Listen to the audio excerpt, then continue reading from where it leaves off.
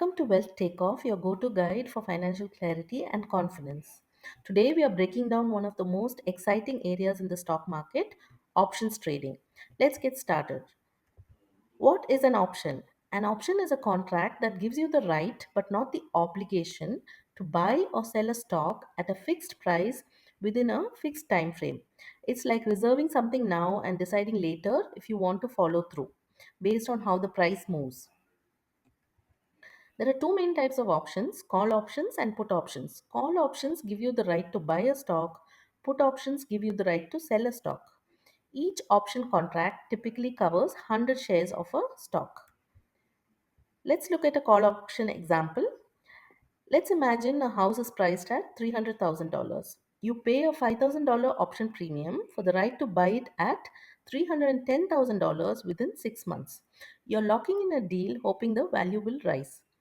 So in this case, $310,000 is the strike price, $5,000 is the option premium, and 6 months is the expiration date. If the house price rises to $350,000, you can still buy it for $310,000 thanks to your option. That's a $40,000 profit minus your $5,000 premium, a net gain of $35,000. If the house price stays at $300,000, your option isn't worth using because there's no profit. So you let it expire and your loss is limited to the $5,000 you paid. If the price drops to $275,000, there's no need to buy it for more. Again, you let the option expire and your total loss remains at $5,000. So let's look at some key takeaways. A call option lets you lock in today's price in hopes of future gains. You pay a small premium for the chance to buy later. If the price rises, you profit. If it doesn't, your maximum loss is the premium that you paid. Now, next, let's look at an example for put options.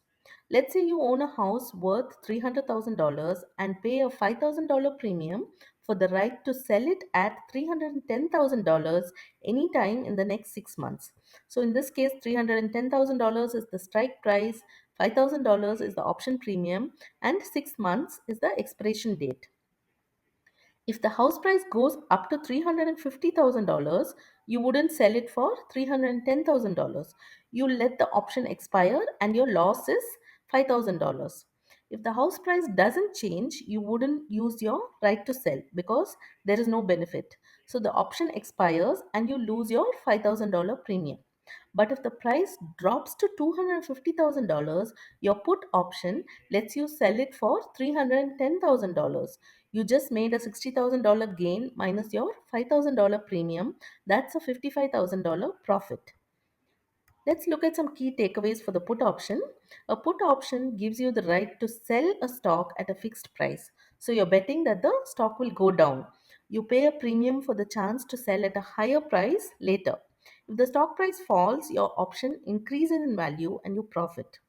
If the stock price stays the same or rises, your option expires worthless. Put options are often used to protect your portfolio when you expect a downturn. Now, let's look at some key terms that you need to know. The strike price is the price at which you can buy or sell. The premium is the price you pay for the option, something like a contract price. The expiration date is the last day that the option can be used. If you say an option is in the money, it means that the option would be profitable now. If you say an option is out of the money, it means the option wouldn't make money now.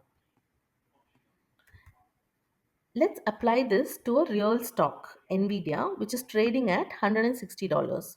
Let's say you buy a call option with a $170 strike price, a $2 premium, and a 1 month expiration. So, if Nvidia jumps to $200, your option becomes very valuable. You buy at $170 and sell at $200.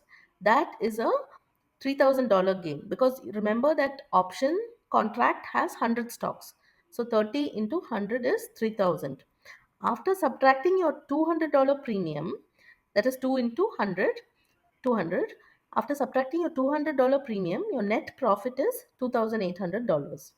If Nvidia stays at $170, your total loss is $200, the cost of the premium. If Nvidia drops to $150, your option is out of the money. You wouldn't want to buy it at $170 when it's trading at $150. So your total loss is $200, the cost of the option premium. Next, let's look at a put option on Tesla, which is trading at $320. You choose a $300 strike price, you pay a $11 premium, and the contract expires in 1 month. That is the expiration date. If Tesla stays above 300, the option expires worthless. You lose your $1,100 in option premium. That is your $11 per stock. So a contract has 100 stocks. So it's a $1,100 premium. If Tesla stays at $300, the option expires worthless. You lose your $1,100 premium. But if Tesla falls to $250, your put option lets you sell it at $300, which is the strike price. So you make $50 per share and you have 100 shares in a contract. So 50 into 100, 5,000. That's a $5,000 profit minus your $1,100 premium, a net gain of $3,900. Let's look at some risks of options. Options can be powerful, but they carry real risks. Time decay eats away at your premium daily. So every day that passes and you near your expiration date, your option is losing value. You can lose 100% of your premium. The stock might not move enough to be profitable. Volatility makes price prediction tricky, and even long term contracts can sometimes expire worthless. Thanks for joining us at Wealth Takeoff. I hope this beginner friendly guide to options helped you feel more confident and curious.